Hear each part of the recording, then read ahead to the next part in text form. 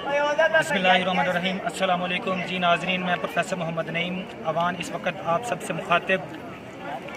मामला इस तरह से है कि मैं आज 14 अगस्त 2020 को एक पैगाम देना चाहता हूँ कि फाउंडर ऑफ पाकिस्तान, बानी पाकिस्तान, कायद Mohammad Ali Jinnah, our great leader, आप क्या सोचते हैं, क्या कहते हैं और आज की गवर्नमेंट में, आज के सिस्टम में क्या डिफरेंस है, क्या सोच में फ़र्क है।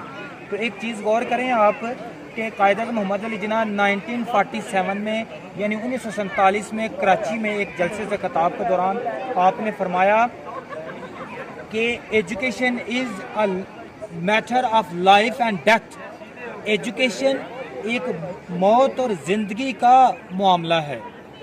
तालीम इतनी ज़रूरी है कि जिस तरह आपकी ज़िंदगी में मौत और हयात की अहमियत है, इसी तरह से एजुकेशन की अहमियत है।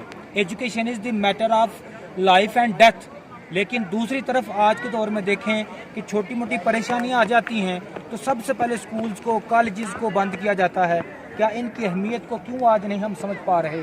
हमें अपने तमाम तर वसाइल को बरूए कार लगाकर, by utilising our maximum resources, we should open the school and colleges and universities and madrasas so that we can learn and we can teach. हमारी जो न्यू जनरेशन है उनको इल्म की रोशनी, एजुकेशन से हम रोशनास कर सकें। मैं यही पैगाम देना चाहता हूँ कि बानी पाकिस्तान ने एजुकेशन को matter of life and death कहा है और आज के दौर में डिफरेंस क्यों है।